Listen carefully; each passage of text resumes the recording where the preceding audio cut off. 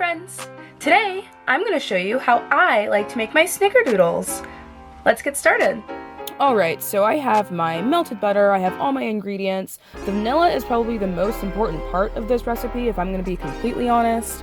I have my maple syrup, I don't have any honey anymore. That's okay though. So I dumped in my cup of flour, my 1 egg, gonna rinse off my fingers because I think raw egg on my hands feels so nasty.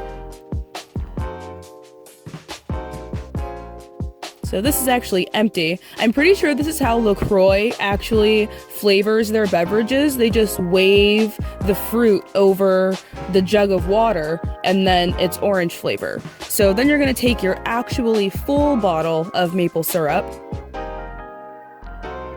struggle to open it, add 2 tablespoons,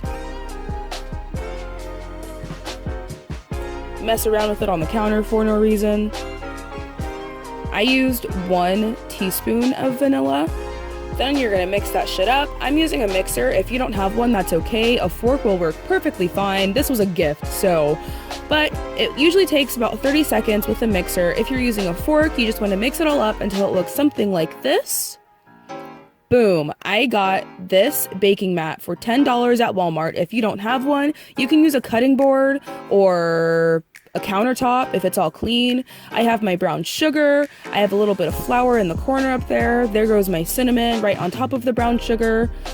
I found that the best way to do this is to flour your surface because it will get sticky on the baking mat or whatever you're using.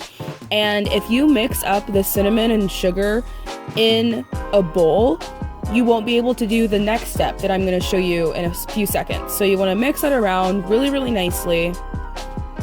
Like I said, you can use a cutting board for this. You don't need a baking mat, but if you have $10 and you find yourself doing a lot of baking, I would highly recommend it. It is so helpful. It's a bitch to clean though. So then you're gonna flour your hands one more time, and this is the part that I was telling you about that you can't do if it's in a bowl. So you're just gonna make some balls with the dough and roll it around in the cinnamon sugar. Keep flouring your hands as needed.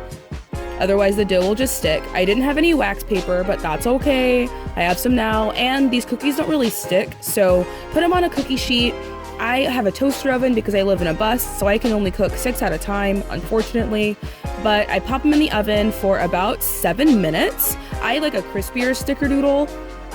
After about 7 minutes, I like to take my fork and smush the cookie down so it's more cookie shaped and less like round dough ball shaped. I'm sure there's another way you could do this, but I also really like the way that the cinnamon sugar coating kind of breaks up on top of the cookie. I think it looks really cool. So that's the way that I do it. You can do it a different way. This is just my way.